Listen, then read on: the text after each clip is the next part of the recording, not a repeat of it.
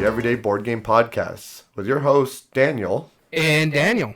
Oh, Daniel, my voice is not being happy with me right now. Oh, no, but we're just going to trudge through, get these done, and this way you can rest for a week and we don't have to record next week. That's right. So if you listen to our previous episode that came up right before this, we are doing our full coverage of Gama, the trade show. If you haven't listened to the previous episode yet, a quick recap. We've talked about the premier presentations that we went to and the first half of our trade show so far. This episode, we're going to go into the exhibit hall, what else we saw. Also, stuff for the podcast as well that we did. Stuff for the podcast. But if you haven't listened to the previous episode, you know that my voice was completely shot from the convention, and I'm still having remnants. Also, we need to talk about our road trip back from the... That's right. So, if you're wondering why my voice is a little shot, that's... Yeah, it's explained in the first episode, so you got to go listen to it. That's right. But let's jump right into it. Let's talk about... Let's go back to Tuesday because we also did some other stuff other than the premier presentations. We went to the Media First Look room. Actually, that was Monday. Looked at some stuff. Right. And so that room, they had a suite that they checked out. They had a number of tables. That was actually the first time we talked with Kurt Covert. That's right. And so we got a chance to look at some of the new things that they're showing off a little bit. The first day we were only there for 5 minutes maybe. Yeah, wasn't that long. The second day we were able to spend some time with some of the publishers that was and check out some cool stuff. The blind dating thing. Yeah, it was like it was interesting how they did it. They would give you 5 minutes. You 6 minutes. As a publisher, you have a table set in stone, so and then the media moves around and it's basically like a speed dating thing, where you had 6 minutes in total, 3 minutes for the publisher, 3 minutes for the media, and then you move tables. That's right, exactly. So it was interesting. But we could just jump straight into that because that was really the main day. The first day we got to say hi to Kurt Covert. Yeah. He was showing off the spill. Boop. And Boop. And he showed us Boop, which honestly is pretty cool. And I say this, longtime listeners of the podcast know how little I care about cats. I'm not a fan of cat-themed games, but because my argument is always the same thing. Can it be just as good of a game without cats in it? Or is the only reason it's selling because there's cats on the cover? Yeah. And the whole premise of it is that you have a bed, and it's gridded off, and I think he's going to actually have a fabric. Yeah, he's going to have a fabric quilt thing that you put on top of the back of the box. Mm-hmm. And then the side of the box looks like... it looks like the bed coverings. Yeah. And so the idea is that you place one of your kittens out, and that immediately jumps every adjacent kitten one space away. Or off the bed. If you're on the edge, and you're trying to line up 3 in a row, which, if there's 2 or more in the same spot, you can't push them. So they kind of get stuck. So the only way you can move them is by introducing new cats, which triggers everything else to jump away. Yeah. And then when you get 3 baby or kittens in a row, then you get an adult cat, which doesn't get scared by anything. Yeah. Well, it can get scared by other adult cats. Kittens can't scare adult cats. Right, exactly. And then once you have 3 adult cats on the bed, then you've won. It's from the same designer. On the bed, in a row. In a row, yeah. It's from the same designer as Shobu, which, honestly, I loved Shobu. I like the theme better in Shobu more myself, which there is none. But, I mean, I get why it's cats. And the mechanisms do actually make sense. It's really funny. Because he even described it as like you're trying to herd cats on a bed. Yeah, it's literally like trying to herd cats. And like that, it's like, darn it, that makes a lot of sense. And honestly, because Kurt Covert, anything that they publish at Smirk and Dagger, I fully agree with giving a shot, if nothing else. Like they've done so many consistently good games that anything I'm willing to try once, for sure. And they're one of the few publishers I'd willingly go into and try a cat game. Also, that was in the media look in the speed dating round. We first started with Castle Panic, Fireside Games in their Castle Panic game. Yeah. Then the second edition looks gorgeous. Yes. It looks brand new really, art. really good. Brand new art, absolutely stunning looking. Their second edition uses the art from their deluxe version that they just did the Kickstarter for. The new expansion does something that is phenomenal. Yeah, it introduces scenarios. Yeah, which makes it much more intriguing. So you don't necessarily have to run out the bag. It's based on what scenario you're playing and stuff like that. So the monsters are going to keep coming through, but you have to do a mid-game scenario and then an end-game scenario in order to win. That's immediately 12 different variables that you can play with, and more than 12, but that's 12 options that you switch around. It's so cool looking. Honestly, Justin DeWitt and Anne Marie, like they know their stuff, and every expansion they've always kind of used to have like a little bit of good and a little bit of bad. And I don't mean like bad as in like harder to deal with, but then better ways to deal with it.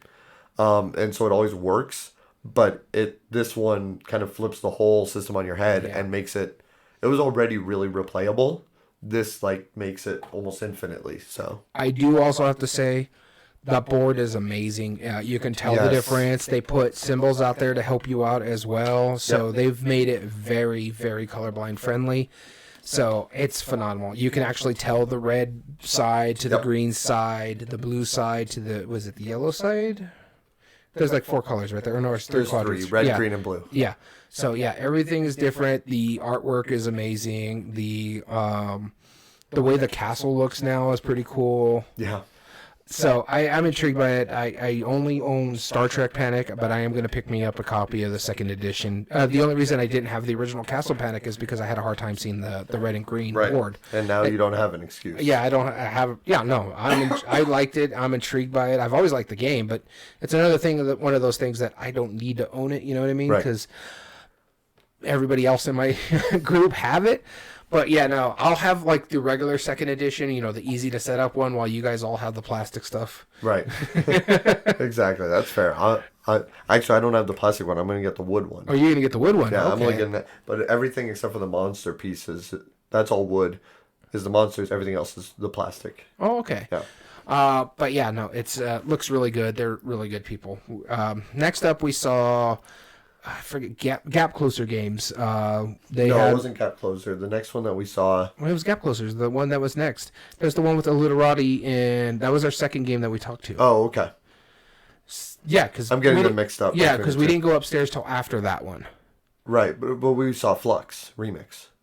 Oh, yeah, no, you're right. Looney Labs, Flux Remix. Kristen Looney, awesome person. You've never met her before. I have... She's always amazing. Yeah, it was really good. Flux looks really good. The remix, it's more chaotic, so you have like your sun and your moon stuff. Yep.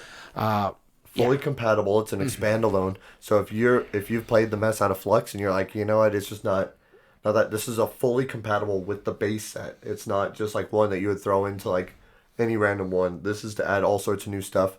And they have Flux Shambo, which is a new add-on pack. Adds like rock, paper, scissors as goals and keepers.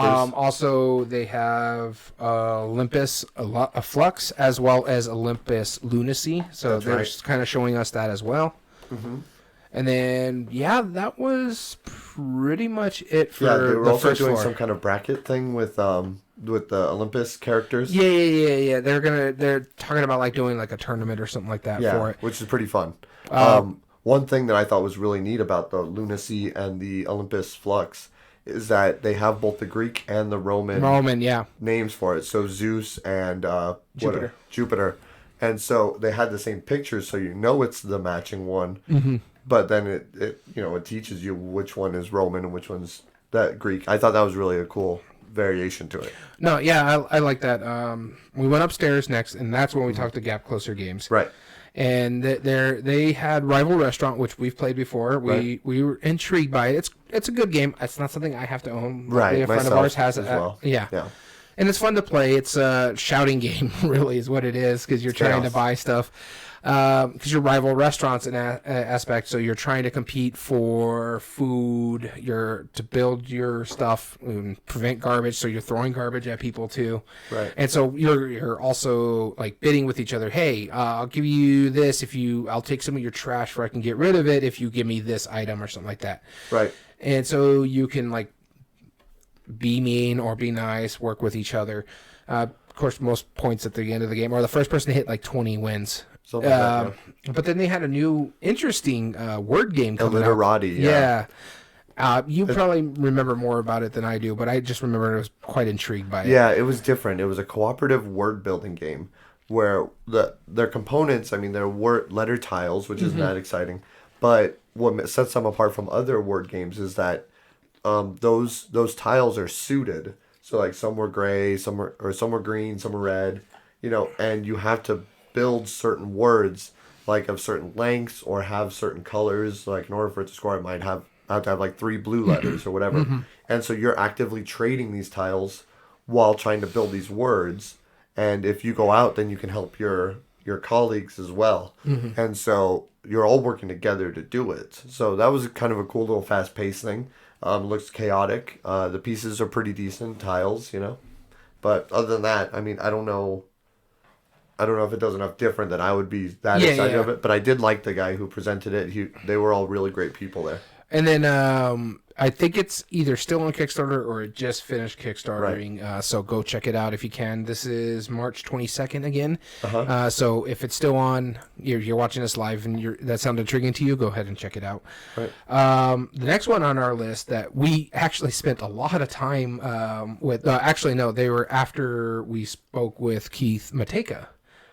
Yeah, let's rewind back to before Keith Mateka. So were they before? Sherlock is the one I'm talking about. Because we saw the game that was based off of the Sherlock, the BBC series. Oh yeah. We talked to Portal Games. Yes, yeah, and so they're making based on their detective series, a game. It's not. It isn't Sherlock though. You're thinking of Lucky Duck. Lucky Duck is.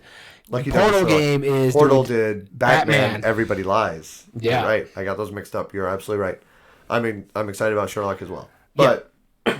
Everybody Lies is the Batman one, and it's all deduction from him, and that's based off of the detective series. But it's not app dependent like the detectives originally had their own system through the website. This is not necessarily needing that, but it's focused on Batman's detective side versus his crime fighting POW. I know you still kind of need the computer a little bit. You do. I believe so. Yeah. So because it's luckily enough with the detective, it's all on one site now. So you just pick which one you need. And, type in stuff. But it's more along the lines like, okay, what'd you find? Do this, do that. Did this work? Okay, yeah. Right. Looked really good. I'm intrigued by it. I like the detective series. I need to finish the one we have up there. We've only done the first and second scenario. We still got to do a couple more.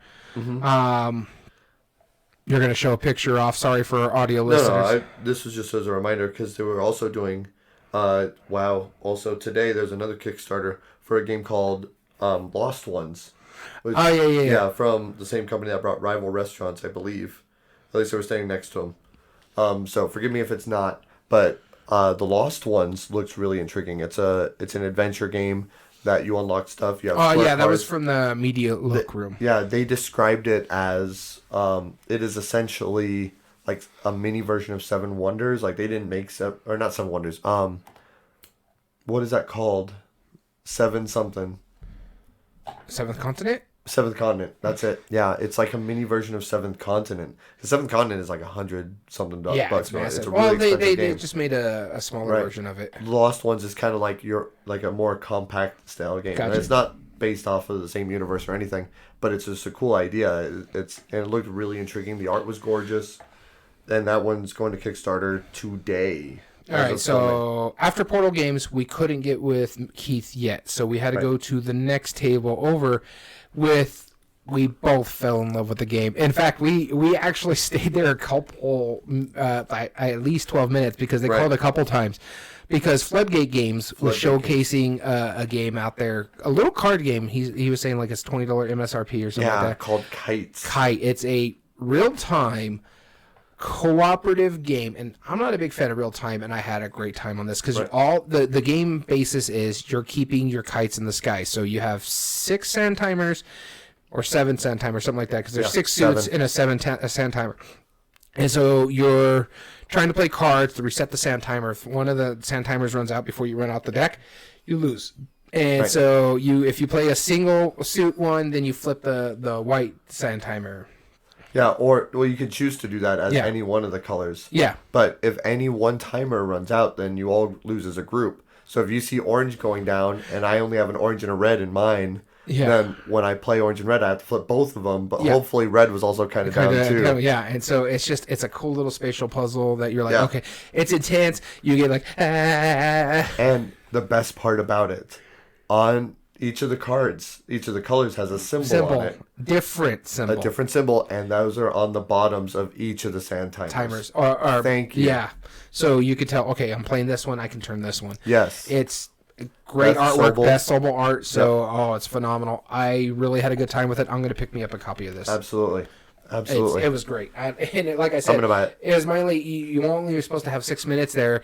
We kind of pitched ourselves. He pitched himself. He's like, hey, let me show you this. And then we just started playing it. Yeah. And we lost. And then we're like, oh, that's fun. And then they called for like the next thing. And we're like, oh, man. That was fast. Yeah. And he was like, all right, that's fine. Yeah, we liked it a lot. Yeah, it was really good. And I've had issues with Floodgate Games before. Sagrada, I have a hard time seeing. This one, they fixed it. That stuff, they put the symbols on there. Afterwards, we talked to a friend of the podcast. That's right, Keith Mateka.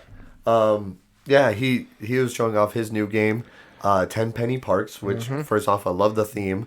The components, super chunky, thick cardboard. The art on it, Vincent Dutray. So good.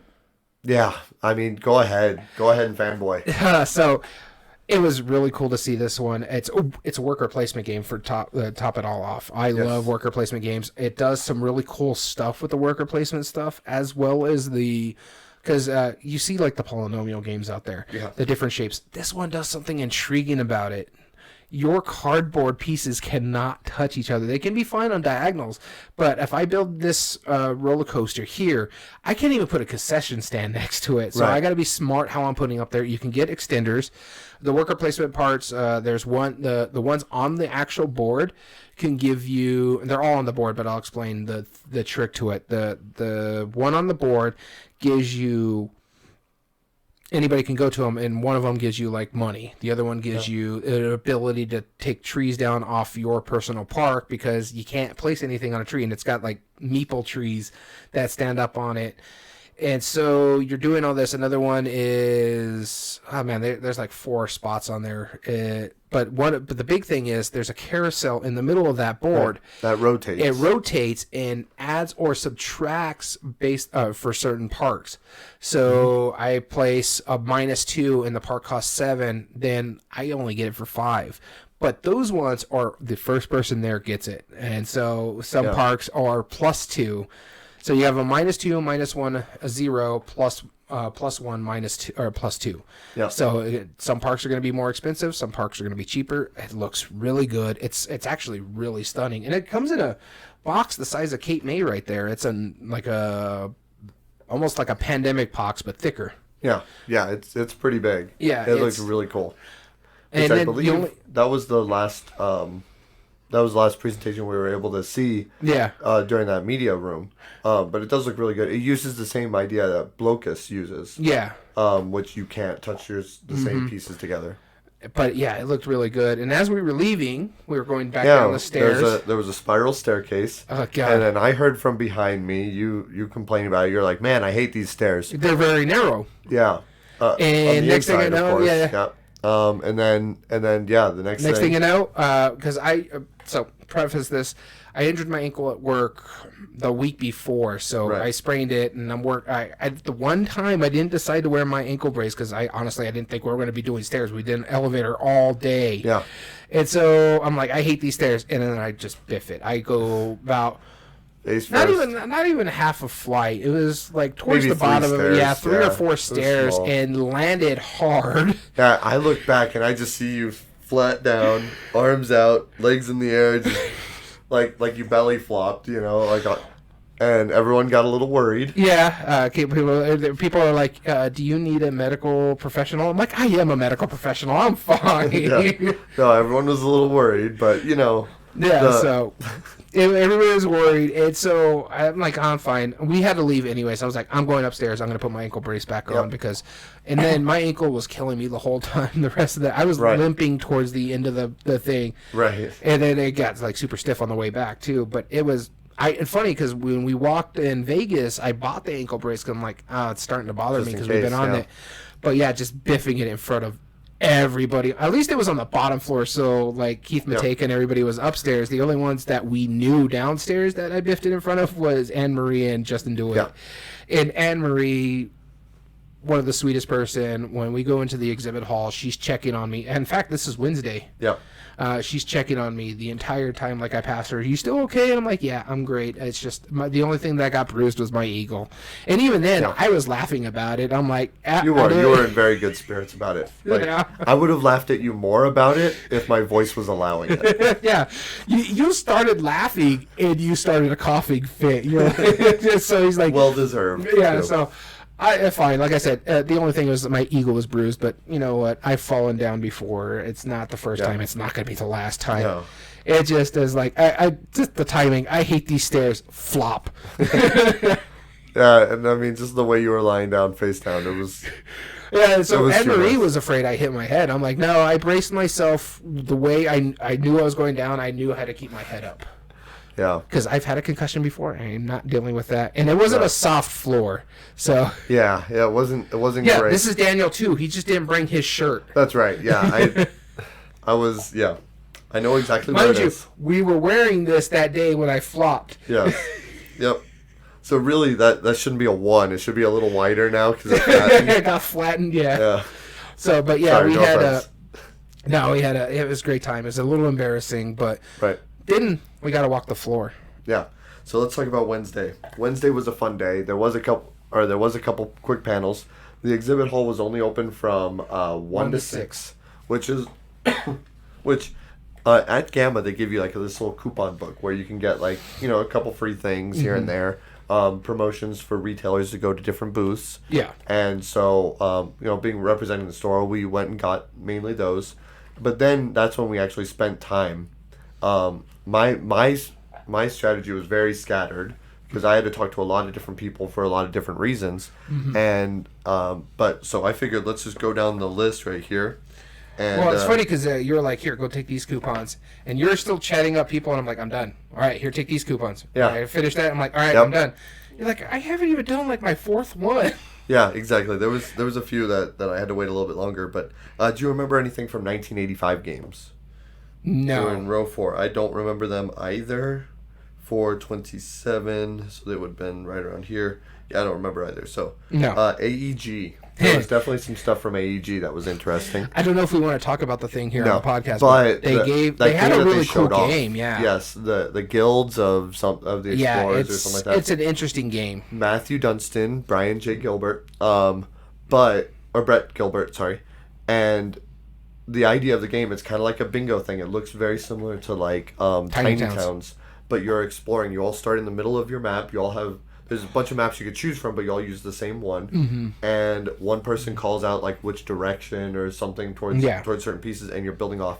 I love the sepia tone. I love the look of it. The thing is, it's not just a sepia tone. It looks like an old school map. That's what I really like about it, because it's not something you expect from AEG. They're bright, colorful. Right. This one looks like an old school map, and you're basically branching out and, you know, showing off the map and seeing what's going over there. Right. I didn't get to play it. You played a little bit of it. Yes. I had to watch it. I did not. Okay. I wish I had. Someone was explaining to me while they were playing it, because it was full. It was always full when we got there. Right. I think only your boss got to play the game. Yes, he was the only one who got to try it a little bit, so we'll have to pick his brain over it. Yeah. It looked intriguing. I wouldn't mind picking it up. And another thing that we forgot about on Monday that happened to us, that we completely forgot to talk about, this was Sunday evening, we met the designer of Isle of Cats. Oh, that was right. And like at the very beginning, we had just shown up, and so there's another store that we weren't there representing, but they're local, about 45 minutes Game away Vault from us. In El Paso, Texas. And so they were like, hey, this is the guy who created Isle of Cats, and he was the nicest guy. Yeah, they were great people. We talked to him a couple times. I have been putting off wanting to play that game just because of the cat theme. Like, I get why it is. They're like, oh, well, cats are liquid, so they make weird shit. I'm like, that's dumb stuff. Like, shut up. This is stupid. This doesn't need to happen. But when I talked with them, I was like, okay, you're genuinely like a really cool guy. I like you a lot. I will play your game. Yeah, and I think it was his significant other that was with him. Yeah, or a business partner or something. Yeah, she was real sweet too. Yeah. Had a great time talking. They were telling us like they were taking like this massive trip. So they were in Reno, and then they were going to go to Vegas, and then they were going to go to like Northern California. Yeah. It's like, yeah, might as well do it while you can. Yeah, how often do you get to come prices. to the West Coast? Yeah, right. And so it was quite good to talk with him. But yeah, back to Wednesday, we were talking about AEG. Yeah, it looked really good. They gave away copies of Monster and Meeples to Monsters people. and Meeples, which looks really fun. It's a bag building Meeple game. It looks intriguing. It was like in Kickstarter last year or something like that. It was. And so there's a lot of previews, but there's a lot of people. How's it going, Joel? Hey, Joel. The next group, I'm just going to go down the list. If that's Okay, right. yeah, there's going to be a lot out there, though. Yep, we'll skip a lot of them. Amigo Games. This is particularly exciting for me because they're coming out with the 25th anniversary of Bonanza. This is a funny story, people. You need to hear this. I know. Yeah, I am very excited about this because it comes in like what looks like a nice book. It comes with a custom coin. It's only like $5 more than normal sale price. And they printed enough where they're like, we do think that this will sell throughout the year, but we're never printing it again, which makes sense. Why would you sell it after the 25th year? Mm-hmm. God, it looks so good. And the cover, like the spot UV ink and everything. Yeah. But at the convention, they were giving out copies of Bonanza. With the coupon we were talking about. But you had a chance to win a 25th anniversary copy. And what you had to do, they handed you a D30, a 30-sided die, and you had to roll it.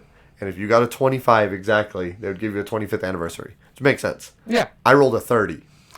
Which, if you've ever played a game with him, it doesn't make sense. I don't roll crits. And I rolled a crit. No. You roll crits on the opposite end. Right. I roll crit fails. No, I rolled a 30, and they're like, oh, so sorry. I'm like, really? A crit, like, doesn't count because it wasn't the 25? All right, fine.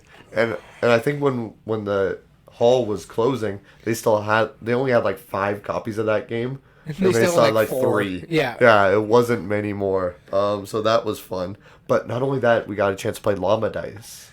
That was cool. That was one of the game nights. One of the game nights, right? I'm not a huge fan of Llama. I'm okay with it. Yeah, I like Llama a lot. The dice game was good. The dice game was really fun. Yeah, and so the way it works is that you roll a die. It'll tell you 2 different numbers. You have to take one of them, and you can either discard, 3 numbers, I think.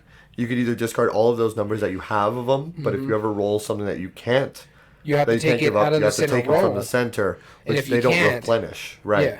And so at that point, that's when you score, and then it works similar to that. Very cheap price points, probably gonna be like $16 or $17. I crushed him. Yeah, he destroyed me. I ended up getting like 30 points somehow. It made no sense. I was rolling like 1, 2, but 2s, you and 3s. also and play around 3 rounds, but they only showed us 1. Yeah, exactly. So it's most points, or no, it's when somebody triggers 40 points again. Yeah. It's just that we only played the 1 round. Right, and of course, if you get rid of all of your cards, then you llama and you round ends immediately. Discard a chip. Same as base llama card game. I love the card game. I'm definitely gonna get the dice game. Yeah, because it's different enough. Yeah, I'm intrigued with the dice game. I really enjoyed it. Yeah. Anoba Studios. I don't remember them. Arcane Tinman normally does stuff like Dragon Shield. Yeah. Sleeves. Arcane Wonders. They were showing off the new expansion. They were also giving Furnace playmats. And Furnace playmats. So if you like Furnace, you already know how cool that is. I'll probably start selling them. The new Light and Shadow expansion for Onitama looks really cool. Good. Yeah. Ares Games. They were giving out games, but I don't remember which one. Yeah, you got one. Army Painter. Yeah. Asmodee. Atlas. Forgive us if we say one and we remember it later. BCW Supplies. Best Coast. Bezier. I didn't really look at their booth. Neither did I, unfortunately. So I'm just gonna go down here. You stop. Capstone. Got to see Arc Nova. I have a copy pre-ordered, but it's stuck in Florida or California, I believe. Yeah, and Arc Nova. So, funny story about Arc Nova. Friend of the podcast was in the chat. I don't know if he still is. Ithri, he was really going to town on this one. Yeah. As we were joking. His concerns. Yeah, and so we were like, okay, well, at least we'll get to look at it. And we go over there. I'm like, see his point. There is a lot of iconography on this game. It is really over heavy the top. for a card-based game. Yeah. There was like 6 sections of a single card that had different kinds of iconography. It was really ridiculous. Good artwork though. Card Castle. They had I think these card sorting systems. That was kind of cool. Yeah, I saw that. Weird mechanical things. Cephalofair, go ahead. I got to see Frosthaven, at least a production copy of it. I do have to say, it's gorgeous. They were saying it's a big price point for retail. It's $250. Mind you, part of it's because of the shipping issues, as well as they've just added so much more stuff. It hasn't even gone to the printer yet, really. There was 90 scenarios in the base game of Gloomhaven. They have 90 just in the upper part of the thing, and it's not to mention what you're doing for Frosthaven and all the extra mechanisms that they add, basically building weapons or building buildings. It looked really good. And then my favorite part that I had to show you and also your boss was the insert that they really did. I mean, it's not even it's not great by any means, like some of the other Kickstarters coming in, but it is so good looking.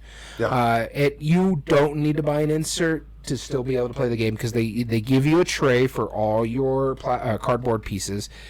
You could buy a thing differently for all your map tiles. Yeah. And it's different SKU for the stores. But it looked really good. The minis looked really good. He was just showing us, he was taking everything out and showing how everything is in that box with the pre-production. So we didn't really get to see any art. It was all white stuff. So, but it looks so good. It does. It does. And the box is just so pretty. Honestly. And it's bigger. Yeah. It's bigger than regular Frosthaven. It's same size box lengthwise, but it's taller. Yeah. Now, to tangent a little bit, around that time is around when I went and had lunch at... I went down the road a little bit, and you didn't join me on that day, unfortunately. No. Because I went and had a lunch at a place called Crazy D's. I think I went to Cafe Milano for my lunch. I think you did. Yeah. You're wanting some steak or something. So I went. No, I wanted Monte Cristo, but they didn't have it. So no. Right. That's when we had lunch together. Yeah. I think it was the next day. It was Wednesday. Yeah. I was getting kind of tired of the place. Yeah. So I went to a place called Crazy D's, and they were a chicken tender place, but it was incorporated into a Mediterranean deli as well, and so that was interesting. It seemed a little weird. It was the same owners, and they had a little mini grocery store with some snacks and stuff in it. But they had the biggest chicken tenders I've ever seen in my life. They were literally the size. They were massive. You. They were in a chicken sandwich, and you ate 1 or 2 of them, right? Yeah, and they came with a third one, and it was still it was like a chicken steak. It was absolutely huge. I don't think it was from a chicken. It tasted delicious. It was massive. Maybe it was from a turkey because it could have been. The breading was really good. The sauce I don't normally get sauce on mine. I get my chicken tenders dry, but they put some on there, and it was mild hot sauce. Glad I got it mild. The fries were delicious. Oh my god. So if you ever go to Reno, Crazy D's, I really liked it a lot. Yeah, sounds good. I know. I think there was one day we went to Cafe Milano together. Yes. We both had you had a grilled cheese and I had a ham melt. Yep. Amazing. Yep. We also went to Biscotti dinner. I went by myself for one. Actually, that's what it was. It was for dinner. It wasn't lunch. Yep. You went to that, and I went to Biscotti's and got a Monte Cristo. That's right.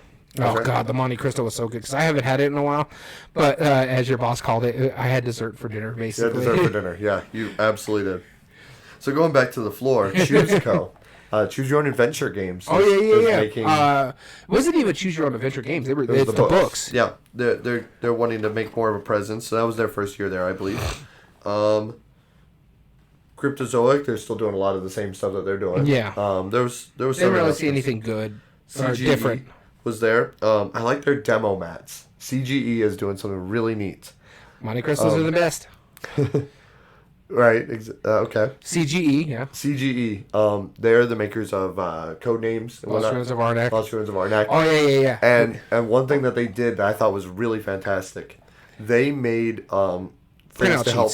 Yeah, to help demo their games. And so their demo for Codenames, you fold up part of it, and it makes a little triangle so only one person can see the clues. Mm-hmm. But or one person can see like the answers, and then it gives them Give the instructions clues, on what clues to give them. And it's a cool little, just like a sheet of paper. You fold it a couple times, you hand it out. That's your demo. Yeah. You don't have to bring out the whole game. Lost Ruins of Arnak used a couple pieces. I love that one. Yeah. Yeah, it's because it's like you just get some of the workers and a couple of the cards, and it just showed you how to place the cards on the paper. Right. So you don't even have to bust out the board. It's like you place this here, this is what happens. You do this here, this is what happens. All based on that paper. So I think that was really good. And it's that one, it needs 2 sheets of paper. Mm-hmm. And the one is the board, and the other one is how you demo it. Right. Exactly. It's so smart. It worked really well. And then Deepwater Games. We saw their booth, yeah. They were pay attention to something to the moon. No, that's not Deepwater. Deepwater doesn't have the rights to Welcome to anymore. Oh, but they had Welcome to the Moon, though, right? No. Oh, okay, then we got Welcome to the Moon at Meepleville. Oh, okay. Yeah, no, they lost the rights to produce it because they even say on their website, like, hey, buy this. Fair enough. All right, DeVere. Let's talk DeVere. There's one thing we can't talk about. Mm-hmm. Well, we can talk about it. We just couldn't take pictures. That is true, but I don't want to get in trouble either. That's fine. I'll get in trouble. No, they announced an expansion to Red Cathedral. That's all I'll say. Yeah. Don't know anything about it. Didn't want us to take pictures. We didn't sign an NDA, so I guess we could talk about it. Right. Though I do have to say they had some little card games that they're planning to showcase. And they were interesting and intriguing. They had a word game that is where you have to play a color or a word, and you have to play, if you play a color, you have to play something that's corresponding with that letter. So if I play a gray, I have to say E, so elephant, that's gray. And it's a co-op game, so we're trying to play through the deck. And then you feel so stupid. Yeah, if I play a P and it's on gray, I have to say something with P. And it's like, oh my God. And it's fast paced and you keep moving. And so, oh man, it really hurt my brain just trying to figure out what you're doing. Then they also had, what is it? Cactus, yep. That one was interesting, but it was my least favorite. Ouch, or something like that. Yeah, it was my least favorite of the 3.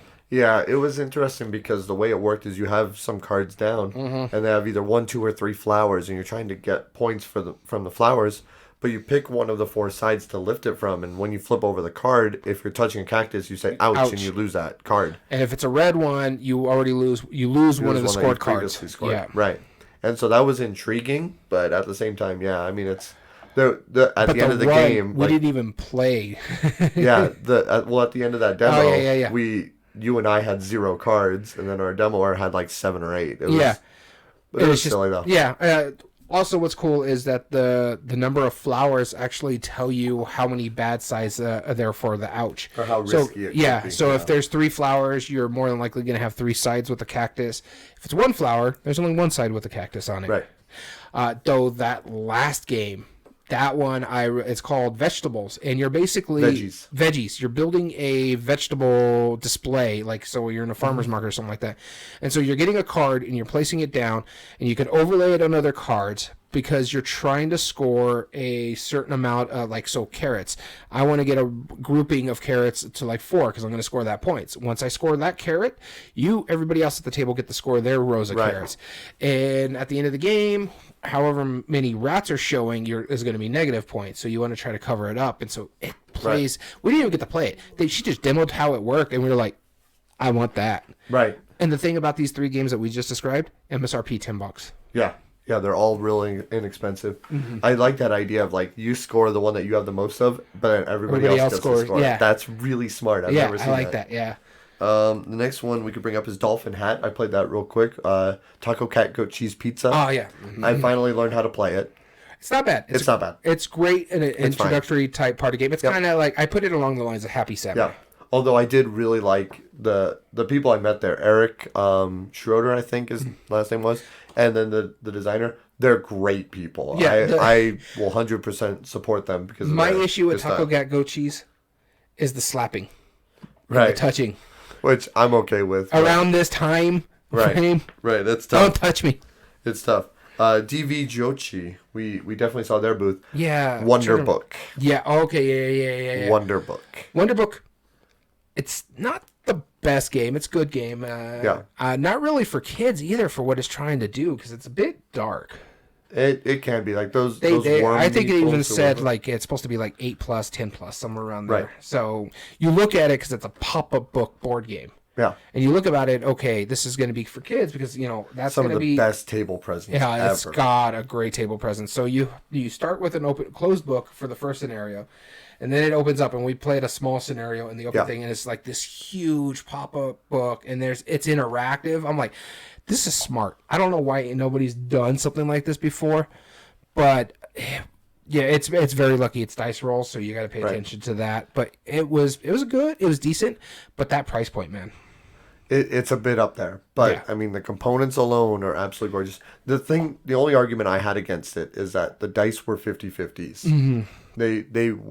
It was very. That's another reason why you can't really make it a kids game either, because it's flipping coins, and hoping for the best. Each shot has a 50/50 success or not, and so you have to really weigh it. But man, the pieces were so interactive and so cool. The book itself, the minis, they were fine. They were normal minis, The monsters were creepy, actually. Yeah, no, but they were great. The pop-up book is what gets you, because there's a point where you can like pull something and it makes things fall over. Yep. Or you can interact. There's little storyboards underneath the cards and stuff like that. You can interact with it, and it tells you a little story. The way those things spawn, it's just dependent upon the luck of the draw, pretty much. But honestly, it wasn't that bad. I enjoyed it. Right. I mean, I am excited to play it more. That's one of the few games we demoed. One of the very few, actually. Then we have Eagle Griffin Games. I didn't look at their booth. No, I did. They are the ones who are printing the new Sid Saxon games. Oh, that's right, because we were talking about Can't Stop. Yeah, exactly. They're doing a remake of Can't Stop is one thing that they said. They are going to bring out the new games like the Mother Road, Route 66, all those that they did the Kickstarter for not too long ago, and they're showing off a few other games that they sell. But honestly, I'm just such a big Sid Saxon fan that was really honestly my focus. I don't remember what they had on the table in front of us, so I feel a little like I didn't care much. Elf Creek Games. We saw they had a few things out there. They had Honey Buzz. They had Atlantis. Yeah. Second Rising. They showed us another game, and I can't think of what it was because that was what drew us in.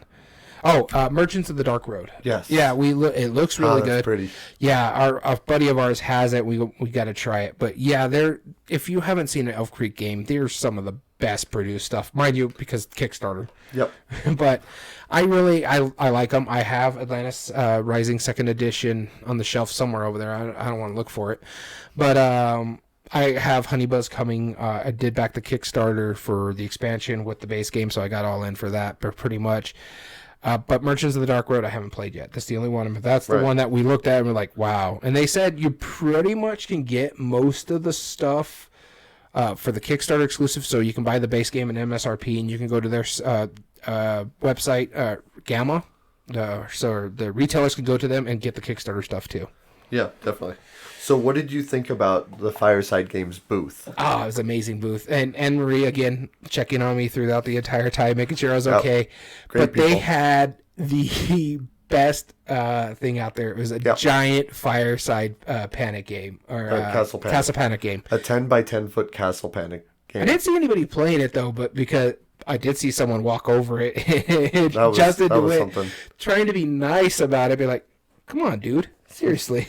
Yeah, the one guy just walks right across their mat. It didn't seem like the thing is, he looked down at it and then did it anyways. Yeah, that was something else. But no, that was a great board. The pieces are made out of this hard plastic, and it's fully playable. Yeah. Had all the monsters there. It had the monsters on the side. They had a giant die, so you could play it if you wanted to. We didn't get a chance because we were busy doing our thing. But yeah, it was amazing. Yeah, it was a great experience because last time I saw they did My First Castle Panic, a giant version of that too. And that was back at Origins, and that was hilarious. Floodgate Game, we already talked about kites. Yeah. Decorum was a new one from them as well. It's a game of passive-aggressive cohabitation, as it's called. Yeah, it's interesting. It's a deduction game. They gave a demo copy for the store. Yeah. It was a deduction game about trying to figure out who or how to decorate your house. apartment. Yeah. That you're both living in. Yeah. And the thing is like you all have secret goals. So like I want a red lamp in the bathroom and you want a yellow shade in the living room, stuff like that. So it's basically trying to give a take. Right, exactly. Are there any others that you want to bring up real quick other than Funko? We've already talked about Funko to a degree. Yeah. Rear window looks cool. No, I was able to pick up a demo copy for the store for Warriors. Yeah. Other than that, the one I want to talk about is Game Brewer.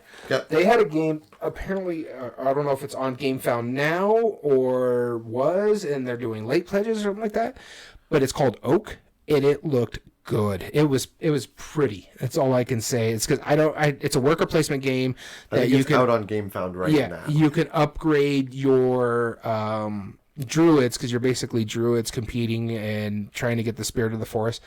It was just so pretty. The pieces work fine. The upgrading your druids, their abilities based on the upgrades look really good. It has an intriguing aspect of it. But when we talk about table presence, this thing drew my eye, and I was like, oh, and I had you come over and look at it, and you're like, okay, this is pretty. Yeah. Yeah, that was really, really, really cool looking. So that is Oak from Game Brewers? Game Brewer, yeah.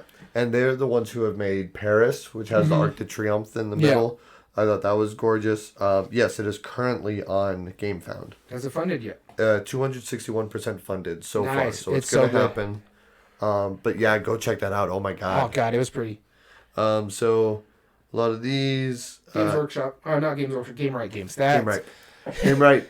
This is their first year that I'm aware of that they had a booth at Gama. Which we are massive Game Right fans. Yeah, we are.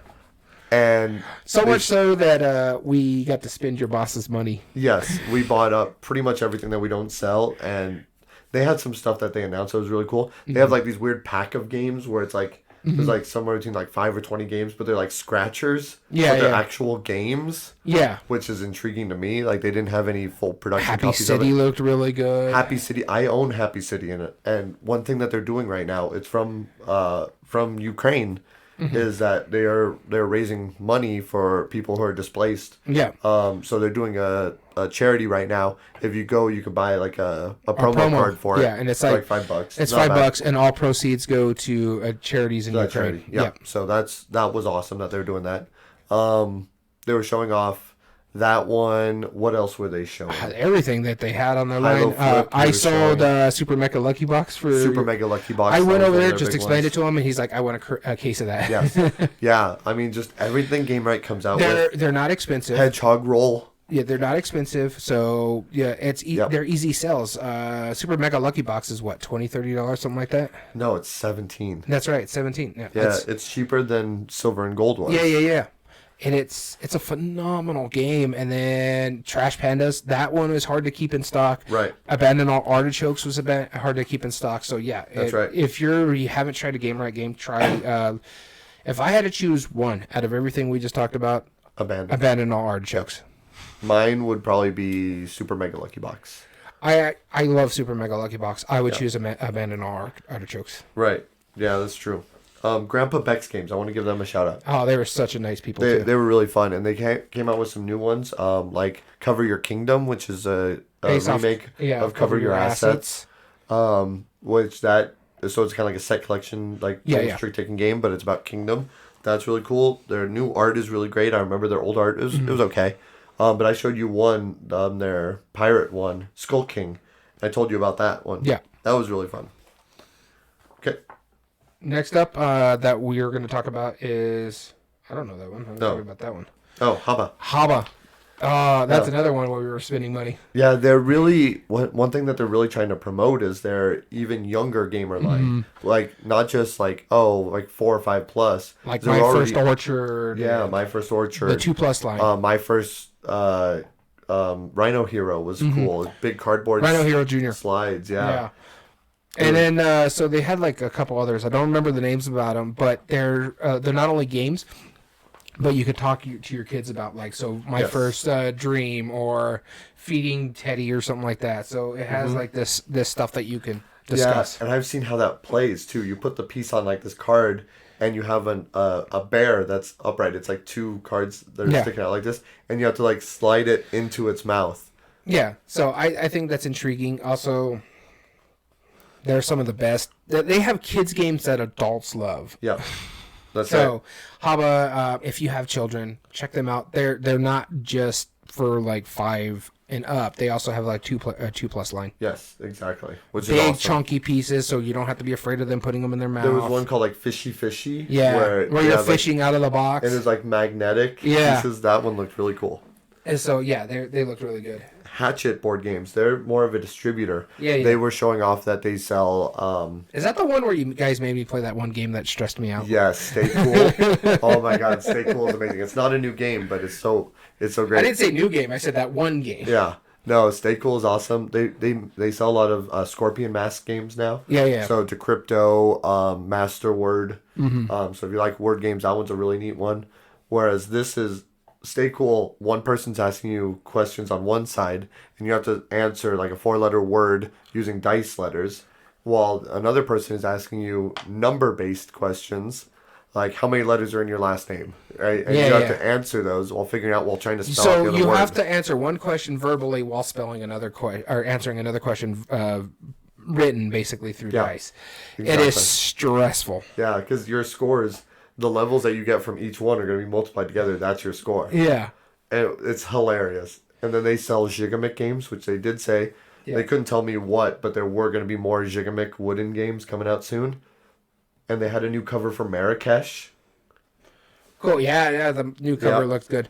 Next one I'm seeing here is Inside Up Games. Yep. That's the one we were talking about that had the other double layer board where you're building blocks both sides. So basically, your point of reference, you're trying to match what you got to do based on the color and the shape, how the blocks. So you need 3 here and 2 here of this.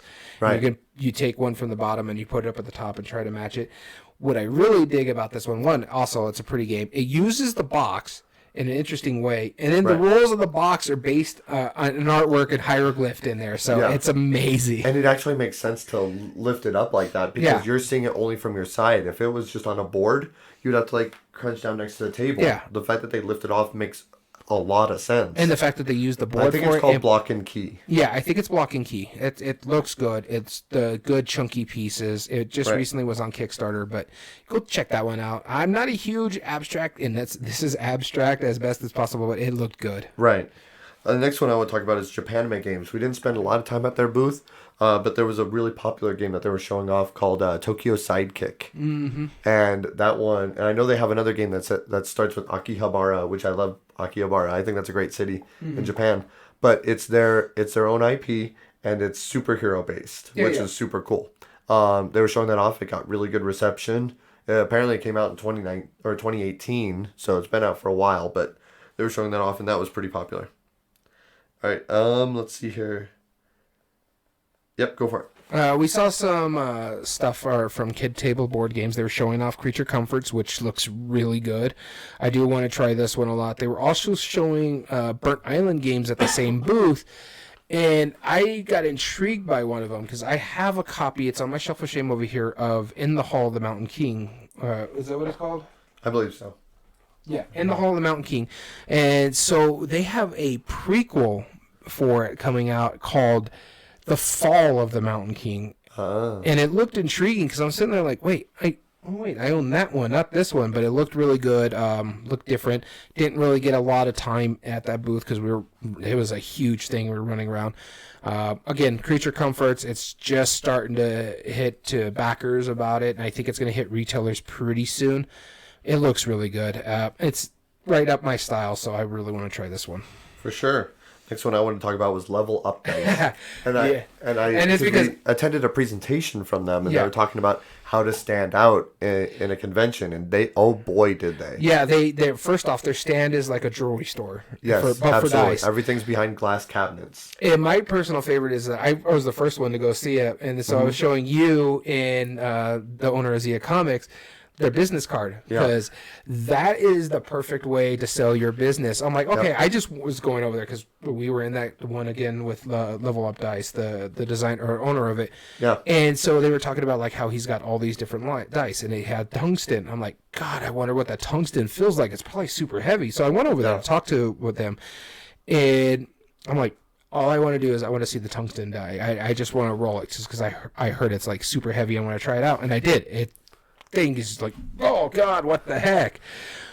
But I'm like, okay, and he's like, okay. So tells me this, and I'm like, all right, I got to go talk to the store owner before I can. I'm not here representing them too much about it, so I don't want to say yes or no. He's like, okay, let me give you my card.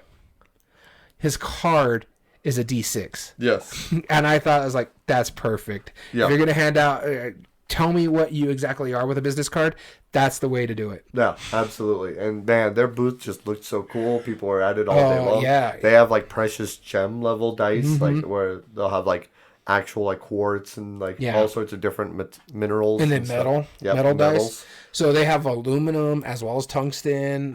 They had like a couple other type of metals. They're so nice. They really are. But pricey. They are. Next one let's talk about is Little Plastic Train Company. So they're cool. They did a Kickstarter for their stuff where they have metal tins and sets of trains that can be used in different train games, like Trains or Ticket to Ride or a lot of others. And what's good is that they fit in most of the boxes, but they're really high quality. And so much to the fact that they're like, this plastic is the kind of plastic that just doesn't break. And he even took a train and would throw it on the floor and start stomping it. Now, we will tell you, because we thought this was funny, our boss witnessed that part of the train came off. Yeah. He said it didn't break. It was actually just a little cylinder. He's like, oh, look, you just put it back and problem solved. Yeah.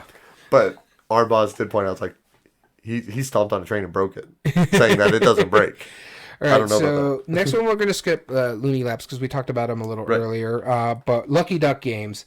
This is the one that had the Sherlock that you were talking about earlier, as well as the Kids Chronicles. They also had Yummy Yummy Tummy or something like that, I think is what another one of their kid lines, Lucky Duck Kids. Yummy Monster Tummy. Yeah, something like that. Gamehead Geek has a review of it over on TikTok. Go check it out. It's really cool. Basically matching colors. The Chronicle Crime stuff look amazing. The Sherlock one, we only got to see a little bit of it because it was French. Right. It was all in French, so we're like, oh. But it's using the license from the Sherlock TV show that was on PBS, and it uses their system with the Chronicles. Chronicles system, but it's app independent. This one, yes. So it's intriguing. It looks good. But Lucky Duck Games, man, they're another company that's kind of growing on my list. That's right. So the next one that we want to talk about, let me double check this. Magpie Games. Yeah. Two things I found interesting about them. First off, they're making the RPG for Root, which I think is a cool universe to have an RPG with. I don't care much about RPGs. I'm excited that they're in Albuquerque, New Mexico. Yeah, they're not that far from us. So we found out about that. We're like, hey, we're down here in Las Cruces. We love you. We already like you guys because we got to represent local publishers.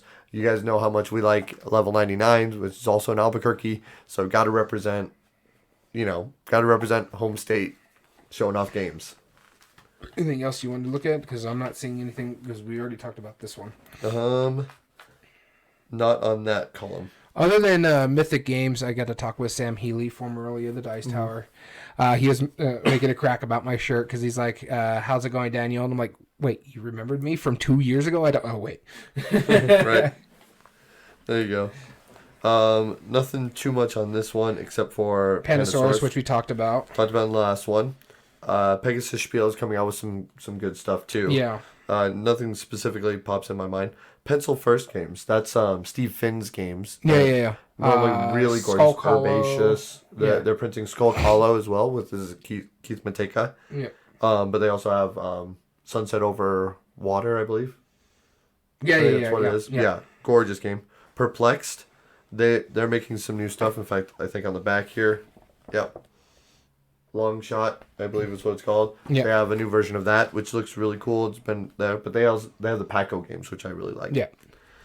Which one are you looking at?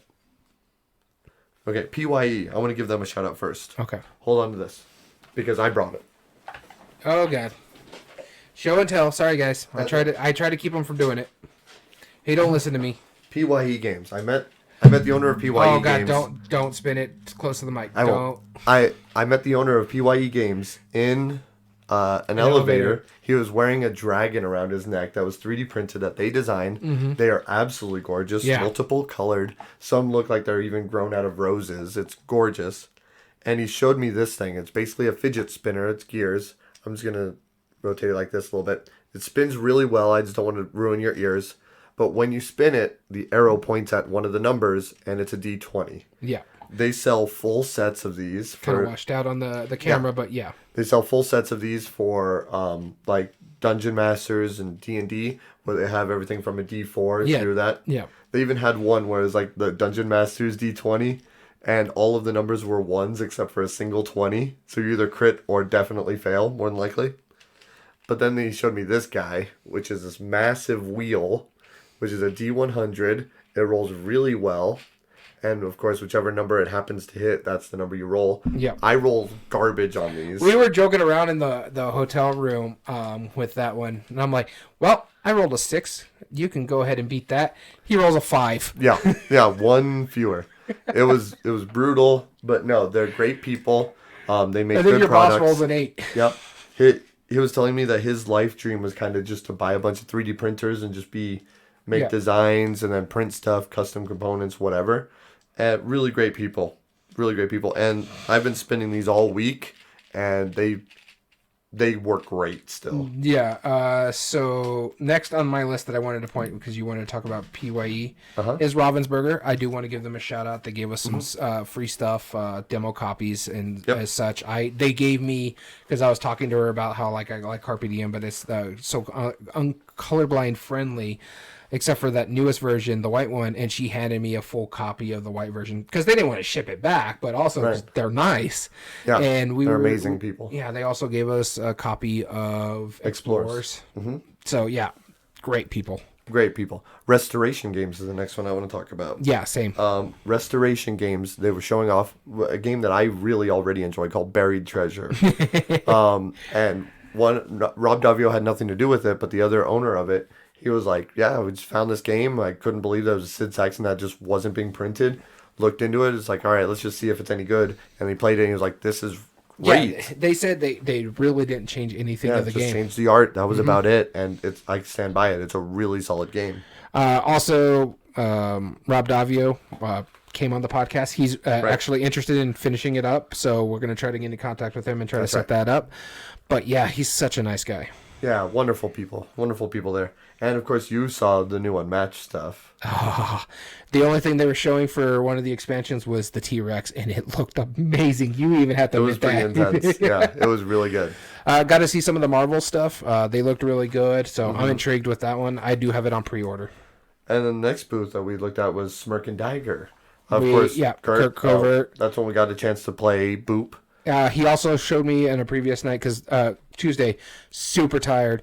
We had a long day, and I was passed out at like 9:30. I went up to the game night. I'm like, okay, yeah, we'll do this. No. And he showed me a little bit of Spill, and I went back to the room. Yeah, Spill looks really good. That one looks good. I mean, the combination of the dice tower with the quadrants and stuff, that's so cool. The dice tower looks great in the Spill. The artwork looks good. I can't wait to get see a published copy of it because the looks good. Boop, we saw Shobu. He had it right there as well. Behexed was there. Yeah, and he was also saying, Behexed was one of their big ones, which is still I think on Kickstarter. Forgive me if it's done, but go check it out. It's not a take that deck builder. He was very clear on saying that. It's like it can be as interactive as you want it to be. If you don't like take that games, you don't have to play take that cards in order to be part of the game. Yeah. So that's really cool. Steve Jackson Games, they had kind of a small booth. They're doing Batman Munchkin, which is a license that they're doing, not through the op, which is really interesting. Also, John Kovalik did the art for it. Batman Munchkin, get a copy if you want it because they only have the license, and then once it's done, it's gone. Yeah, it's done. So they won't have it after that. Yeah. But they also showed me a few other games that they came out with that looked really cool. And also Car Wars, they were showing off. Yeah, they're showing off Car Wars, which if you like Car Wars, you already know how amazing it is. Bit pricey, but still pretty cool. We've already talked about the op. All right, let's talk about Thing 12. Yes. So, well, we kind of mentioned it in the first thing. We were hanging out with some people. Thing 12 is the ones we were hanging out with. And the reason why is, again, show and tell, but you guys have to pay attention to this. So go ahead. There is a reason. So first off, they just finished their Kickstarter for Dice of Dragons. I do want to talk about that real quick. The meeples that we saw, those were the biggest, chunkiest meeples. Yeah. They're massive. It's the third in their Dice of series, and I believe this is a co-op version. So you have Dice of Dragons, awesome. Dice of Crowns, and Dice of Pirates. That's right. Yep. And so their Dice of series. This is their cooperative one. Amazing. Even like the small player meeples are still bigger than most, and they're silk screened and they're gorgeous, and it's a really inexpensive price point. All of the games that they were showing off, Dino's Not Assembled, great family game. Yeah. Amazing components. Even comes with a coloring book. Gorgeous. Awesome. Gorgeous. Seals of Cthulhu, probably some of the best production I've seen in a game. I finally got a chance to look through that. Oh my gosh. Yeah, it looks good. It was stunning. But, of course, I am biased, and I do need to show this off. This is a game that is coming soon from Thing 12 to Kickstarter. It's a little hard to see. It's called Matches. See a nice little burnt. This is a prototype box. This is not the style. Yeah. They do want to have it where it's a slidey box. And the cards look pretty in it as well. I'll show off some of the cards real quick. Yes, I am jumping around. I am very much jumping around the fact that when this is Kickstarter, why I'm so biased about it. But you have these amazing art, also work in progress, so they might be done. You have these action burn cards, but really all of the cards that are on it are numbered from 1 to 10, and you can see them scorching up from the bottom. Absolutely amazing. Great color schemes of the fire cards. Those are cool. Everything about this game is awesome. Except for the designer, right? Except for the design. He's a jerk. I did design this game, and it's coming out through Kickstarter. And this is my take on it. Yeah, in next month or so. This is my take on a trick-taking game, where the idea is that you can still play, and whether you win tricks or not, you can still have a chance. Yeah. Because essentially, you have one card that's played in the middle. The leader plays it. And it's a number from 1 to 10. Everybody else then plays cards to match that number.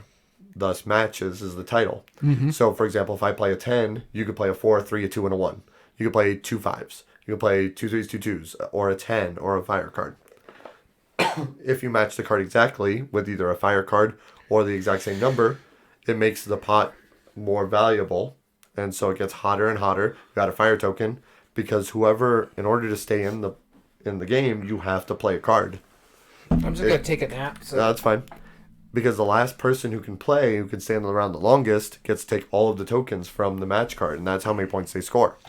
However, if you don't think you're going to last longer than everybody else, you can attempt to play pairs throughout the whole round. So if I play a 4, a 3, a 2, and a 1, and then my next turn I play another 4, a 3, a 2, and a 1, I already know how to play this. I have 4 pairs. Play tested way too much. I've played 4 pairs, so when I burn out, I score all of my pairs instead. The one for the 4, one for the 2, one for the 3, and one for the 1. And so one of the designers in Thing 12, one of the co-owners, he said one of the reasons he really appreciates this style is that never once in the game that we played did he win, quote unquote, a trick. He still won the game. Yeah. Because he was able to play all of those pairs and bank off of those. That's one thing he was like, this is unlike any other trick-taking game. So, check out Matches when it comes to Kickstarter. We will definitely be making an announcement, of course. But really, honestly, when this airs next, for where we're recording, it's going to be next week. It's going to be probably in this month of April or next. Yeah, April, May, something like that. Yeah. But really, and I stand by this, and I don't think you disagree with me.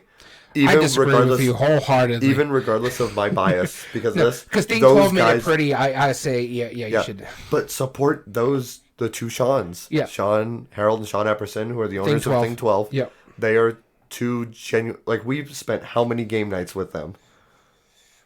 The last two, for extended periods. Yeah. And they're hilarious. Because they didn't even get there till Wednesday and Thursday, and yeah. after everything was done, we had lunch or dinner with your boss, Zia Comics. Right. We spent the rest of the night with them. Both Wednesday and Thursday, we went to bed way too late. Yes. Yeah. No, they were just amazing people. So support them if nothing else. You don't have to support me, but support them. They're awesome. No, honestly, check out that game when it goes on Kickstarter, and we'll be talking about it as it goes. Yep. All right. Underdog Games. Yeah. Let's talk about Underdog Games. They were one of the big sponsors of this. Oh, hold on. We missed one. Trick or Treat Games. Go ahead. We looked at the games. They didn't look too bad. They're leading heavy into the horror, but that was the one that had they're the ones. I was going to ask you about that. Okay, I didn't realize they were Trick or Treat Games. They had 2 games that looked really cool. Creature Feature. Which is a bidding game from Richard Garfield. Yeah, you're making horror movies or something. But your actors are the creatures. Yeah. Exactly. And so you're trying to bid like for the creature as well as the sidekick, but you're going to score, I think, the sidekick more. It's everything's like once the actor, so like say you play Frankenstein's monster, he's going to be everything sees, but you don't know what you're going to put in the sidekick, but you want to be higher than the other people, so it's very intriguing how that goes. I'm not a big fan of bidding games, but this one intrigued me. For one thing, the Universal monster movie kind of creatures, like as well as I'm not even talking about their games. I know which one you're going to get to. We'll get to that in a minute. The wrapping paper that they had was amazing. They had the Shining wrapping paper. Yeah, it was like the flooring of The Shining, which is hilarious. And then they also had Dungeons and Dragons style, like with D20s and stuff on it. Yeah. Geek wrapping paper. That was hilarious. Well, go ahead and talk about the game. I don't remember what it was called, but it's essentially a shooting gallery. You have these big boxes, which are different buildings. Yeah. You have okay, I'll admit. Think of the Thing 12 had the second largest meeples in the game in the show. These guys had the biggest, and these are basically, half a zombies foot tall. Of people's colors, basically. Yeah. So you're basically red, blue, yellow, green type stuff. That's right. So they're placed out, and you're shooting them with rubber bands.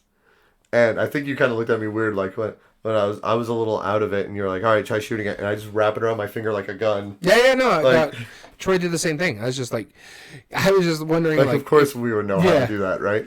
And so, you end up shooting one of the guys, they knock over. You don't want to hit your own color because it's negative points, but you're straight up, it's a shooting gallery. It's ridiculous. Also 3D, so you have your characters behind the first level, second level, third level. One's in a window or something like that. So it's probably going to be easier to knock off because it's higher in a window. Right.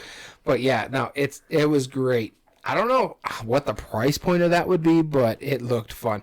My only issue is with the rubber bands, you have to make sure you have multiples of colors because eventually they're going to break. Yeah, eventually they will. Yeah, so that's a shame. But shenanigans galore. Right. But go ahead to your Underdog Games. Okay, so Underdog Games, they're the makers of trekking through the USA, trekking through the world, and they were showing off trekking through history, which they just finished on Kickstarter. Looks awesome. It's a completely different system. I love the timing. I did confirm it because I wanted to make sure. It uses something similar to that Uwe Rosenberg game, Luna Nova. Luna Nova, okay, yeah. Yeah, where whoever's farthest back gets to jump ahead. They take same with Patchwork. Yeah. Whoever's farthest back takes the next turn, and they use a number of time units and stuff. But this you're completing different things in history. Amazing artwork. Gorgeous production, and one thing that I really like what they're doing, they started hiring mainly female designers and female staff, and they were taking submissions, but they focused on getting female, or advocating for females. Yeah, and they actually grow that hobby. Yeah, exactly, and why not, right? Yeah. Charlie Bink, who I think is the owner of it, seems like a really cool guy. Yeah. I've seen a documentary with him in it. It was making games and stuff, and it had him on it. And he just seemed like a genuine cool person. Documentary about making games. Really good documentary. But what was cool is that most recently they sent out a thing on their Kickstarter for the backers to vote on what the next game is going to be. That's cool. So they're putting it in the hands. Apparently they already have submissions. So next one we want to talk about, and I know you definitely want to talk about. Mainly because of the popcorn, right? Absolutely. Yeah, the popcorn was amazing. Yeah. All right, go ahead. So the next one on our list here is Ryder Games. Shock, I'm a horror fan. I love horror theme, and they made the Final Girl series, which is very, very intriguing. So it's based off like Final Girl movies. So you think like slasher flicks and stuff like that. Yep. And it's a plug and play system. So you get a core box, and then you can pick and choose which one you want. Very expensive for a solo play. It's based on a reskin of Hostage Negotiator, but they also had a Hostage Negotiator there and showing that off. Yes.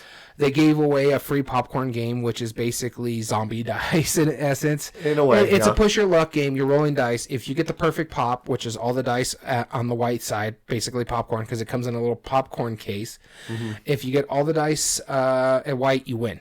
Basically, but you got burnt side popcorn on popcorn, and so it's a push your luck aspect where you're trying to get the perfect bowl.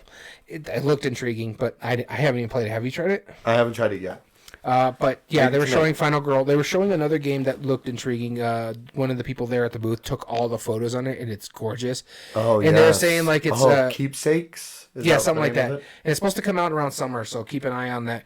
But the photos are great, but it plays a lot like the one that you don't like, the Spiel winner, Mysterium's predecessor, Dixit. So, but what's intriguing about this is not only are you bidding which one you think looks the most like the code word, you're also you could also bid on the one that you think least looks like the code word, and so you're still scoring either way, possibly depending. I don't know full rules, but what he was explaining that just the artwork alone was great. Yes, it's worth it for the art. Yeah, and then I know you don't like Dixit, but I like the fact that you have a double chance to get points and get into the game. And that's intriguing to me, and I want to try that. I enjoy Dixit, so this is intriguing to me as well. So yeah, Ryder Games. The Final Girl looks good. Hostage Negotiator looked pretty good. Yeah. To the point where it's like I was telling your boss about it, and he's like, yeah, that probably would sell in the store. Probably. The only issue I'd have with that is because it's solo. It's only a one-player game. Which, I mean, it's sellable. Like we have the graphic novel adventures, which they also publish. Yeah. And those have sold from time to time. You know, it's not the fastest sell compared to a lot of things, but. And honestly, the way you can sell it like for Final Girl is just get the core box and pick which movies you want, because each movie basically has two Final Girls in it. Mm-hmm. So flip, and then if you get multiples, you can use the Final Girls from each of those box or the monsters. So you can have like the Poltergeist girl fighting the bloody cabin monster and stuff like that. So each of them play differently. They have different abilities. It looked really good. I can't wait to get mine. Yeah, most certainly. I can't wait for you to get yours too, because I'm going to borrow it. Weird Giraffe Games. We got a chance to meet the owner of it, Carla Kopp. Nice. Very person, very good person. Very very kind. One thing about her games, like, so they print Fire in the Library, Big Easy Busking, a few other different titles like that. Fire in the Library looks really good. Yeah, I will have to bring my copy over. Yeah. That's one of the few I own. But Big Easy Busking, that one looks good. The jazz one? Mm-hmm. Yeah, that one looks good. I love that idea. And what I like about them is that they produce games that are definitely not normal themes that, like, you know, the same old Marvel or whatever themes, zombies or whatever. They like to go a very different style. But one thing that I love Easter eggs in games, and Carla pointed out to us is that she finds a way to maneuver a rainbow into every one of her games. Yep. Somehow. And so she was showing us a few of the examples, and it's just, if you have any of her games, go find out. She's really good. She was a sweet girl we talked to. Yeah. And then Weird Games. Why is that weird? No, it's they were a miniature company for the longest time, but they have a hot game out right now, and I finally am going to be getting it soon. I pre-ordered it, and I think it's getting ready to ship. It's coming in soon, and that is Vagrant Song. Yes. Oh, looks so good. Honestly, I've noticed one thing about Gama. Acrylic is the new Meeple, or is the new Mini, because Sorcerer's Arena is acrylic pieces. Yep. Vagrant Song has it. There's a couple other games out there that was the acrylic pieces. Looks so good. Yeah. The artwork is amazing. You're basically playing different scenarios on a train, and you're trying to survive, like the ghost. You're on a ghost train. You're trying to survive that. It looks really good. It's based on like a side scroller, like the 1920 cartoon style. Like a lot of people say Cuphead. It's based on the same art style, but it doesn't play as different. Yeah, it's very different. But, oh my god, it looks really good. I'm finally getting a copy. They were showing it off there, and you and me were just drooling over it. We were. It looks really, really solid. Yeah. I'm excited to try it. Yeah, I'm hopefully I'll be part of that group. Yeah. I don't know. We'll see. It's a campaign game, so you can pick and choose. Like, I can play certain with you and certain with other people, but I don't know if my other game group would really get into it. So right, yeah, it makes sense. It looks really good. So then that was it for the exhibit hall. Much longer day on Thursday. It was from 9 to 6 o'clock. Yeah, so we spent a lot of your boss's money. Yep, that's right. No, just fantastic things. A lot of stuff to see. We still didn't see it all technically, but that's fine. Got a lot of demo copies because we just talked to people like, hey, this looks interesting. All right, here you go. Yep. Got ourselves some Cop Freak stuff too. So yeah, we even bought some stuff too. Yeah. Oh yeah. So then let's talk about the days after. So there was, we spent a lot of time with Thing 12. Also amazing people, talking to a lot of people. Some people I met that I never really spoken to before. Some quick shout outs. Let's see here. AJ Van Ryder. Awesome. Oh, yeah. Awesome guy. Really fun dude. Got to meet a few people from Amigo Haba that I never met before. Haba that I'd never met before. We got to talk to the head of Renegade Games. He seems really nice. Scott Keita. He's really cool. Just very friendly people. You got to meet Eric Lang. Eric Lang, yeah. Got to make some friends jealous. Yeah, go ahead and say the story. So it's funny. It was the first game night. We were hanging up there. I'm like, oh, look, it's Eric Lang. I'll go say hi and tell him. And so I was talking to him a little bit. I'm like, yeah, my buddy's gonna be like really jealous because he loves your games. I love your games, but he's like a bigger fanboy than I am. And he's like, oh, okay. I'm like, yeah. So I'm just gonna tell him like I gotta meet Eric Lang. He's like, you know what really make your friend jealous? I'm like, what's that? We'll take a selfie together. And so sure enough, he took a selfie with me, and nicest guy out there. I love what he's doing for the board gaming hobby. Absolutely. Get out there to be more inclusive. Yep. Yeah. Does really great games as well. And he's just a nice guy to talk to. He's tall. He's a big guy. Yeah, I'm 6 foot. And he was towering over me. He had to bend down around me. Selfie, yeah, we both had our masks on, so you could tell it's Eric Lang. Yeah. But yeah, he's a nice guy. We were sitting there. He was drinking some wine. I just gotten a beer or something like that because I beat you at Llama Dice, and they gave me a card to get free beer. I'm like, all right, cool. Yeah, why not? Right? Yeah, nice guy. Had a great time with him. Who else did we hang out with? Kurt Covert was nice, and Fireside Games was really good. Anne Marie and Justin DeWitt. We talked about it all in the last podcast, but they're some of the nicest people. Yeah, meeting some really nice people from Amigo Games. Amigo, yeah, they were really cool. John Wood is John Wood. Yep. Yeah, he was a nice guy to hang out with. We got to hang out with, and I forgive me, I don't remember a lot of their names, but I met a lot of up and coming designers there too, and they were all really, really pleasant people. We also met a young lady that was working with someone from Dice Tower Now. Corey. Oh yeah, she was really cool. Maggie, yeah, Maggie. She was a really cool person. We wanted to give her a shout out. Really nice to talk to. That was the late night too. Yep. You were showing off some of your designs, and people were. She was like really getting into that game. It was making me laugh. And Thing 12, I gotta say, the Sean's were really cool to hang out with. I like the fact that you were playing different games, and Sean's like, no, I don't want this. I gotta do all this. I need to focus. Yeah, it was such a cool outlook on it. Yeah. And just everybody we hung out with was just genuine fun people. Were you sad to leave on Friday morning? No. No, as much fun as I had, and I had a great time. I met some really cool people. I miss my wife. I was ready to go back.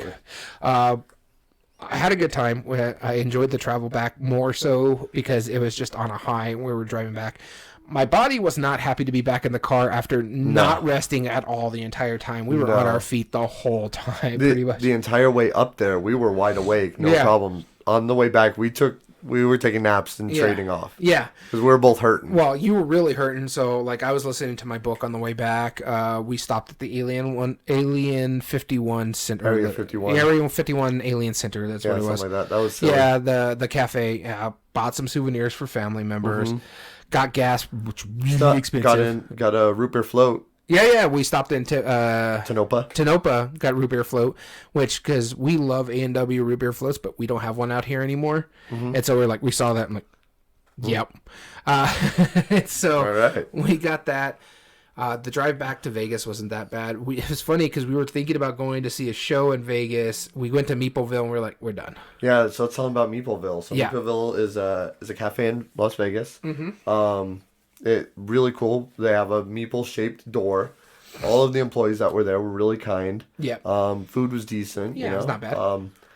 All day, $10. You get to play games all day. Their Shirley Temples was delicious. Their Shirley Temples were really good. And then I got to show you. We played Aqualin. We also got to show you Hanumakoji, which was a great game. Yeah, I'm glad you liked that one because I really think that it was right up your alley. Yeah, it's really smart, and you destroyed me. Yeah, because you're like, it plays about 1, maybe 2 rounds. It's very rare that it finishes in 1 round, and then boom, I finished it in the first round. Yeah, and you destroyed me.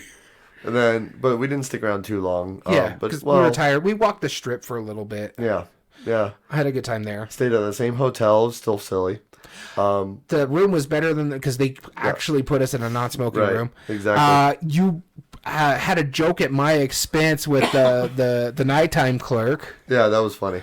Well, they asked if there was any animals in the room.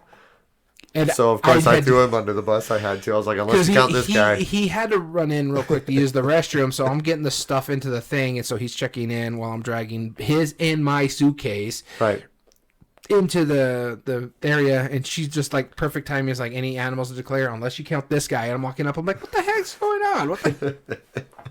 Yeah, we at least, if nothing else, we gave the clerk like a good laugh. Yeah, she was having a good time, and then we got up to our room. Crashed hard. Well, you did. I didn't, unfortunately. Yeah. And I was trying to get you to go leave early. We didn't even get out of there till almost 7. Yeah. 7. We were trying to leave earlier than that. Actually, it was 6 when we finally left, or 6:30 because it was 7 o'clock our time. That's right. Yeah. So, I was trying to get you up like at 5. This way it's 6 o'clock our time to get going. And I'm like, dude, I'll drive the first leg. And you did. I'm used to being an insomniac, so I'm used to... getting on. And I'm normally pretty good about it too, but I was passing out. You were hurting, really bad. Yeah. And I drove all the way through Phoenix, and then you took over. Yep. And then I took it over from there. We didn't really stop anything. Nothing too exciting from there. Well, we stopped at the thing. Yeah. That's about it. That was about it. Yeah. We were both at that time. We were both ready to go home. We were very done. Yeah. I know. It was literally like as soon as we got back to your house because I dropped you off first because we took my vehicle. Yeah. You saw your wife. You guys both gave each other a magical look. I was like, get out of here. Come on now.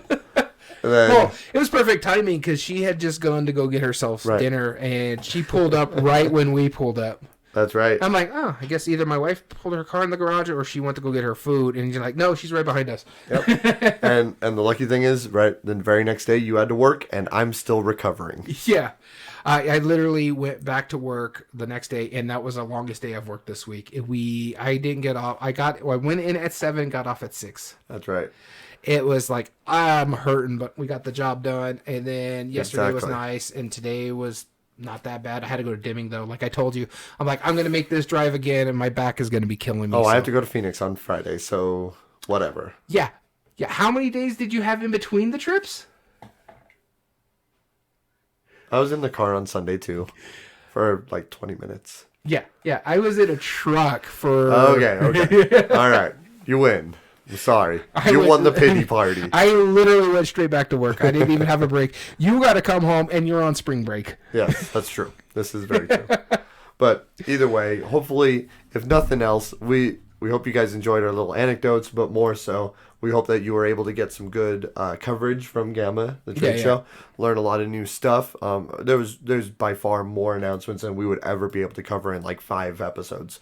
But these are what we remember off the top of our head, which is quite a bit with all things considered. Once again, if you haven't checked out last episode, do so. But then this episode is our final wrap-up of it. Next week, we'll be doing our 2022 anticipated games, thanks to Gama. So, I have to say, I have a bone to pick. Dice Tower always did their anticipated games in January. We always decided to do it after Gama because that's when all the stuff gets announced. Guess what they just did? Yeah, I know. I saw. I'm going to listen to theirs later. Yeah, so am I. I'm like, God, really? Come on, Dice Tower. Come on. I'm telling you, it's the second time this has happened to us. But, I mean, it's a common thing. And honestly, it makes sense to do it at Gama. Yep. After Gama happens, So we want to thank everybody who tuned in, especially those of you who are in the long haul and joined us in chat.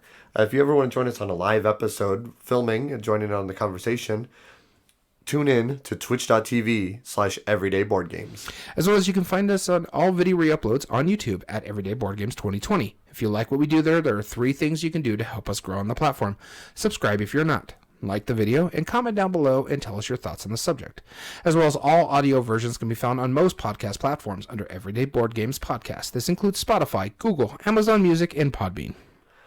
And if you ever want to say hi to us directly, enter in a contest in future events, or even give us ideas or comments for episodes we've already done, email us at everydayboardgames2020@gmail.com. As well as you can also get in contact with us as our Twitter account at EBG Podcast and give us a follow. And we want to thank you so much for tuning in. As always, I've been your host, Daniel. And I've been your host, Daniel. And I'm going to go rest my voice. Thank you for listening to Everyday Board Games. And remember, every day is a good day for board gaming.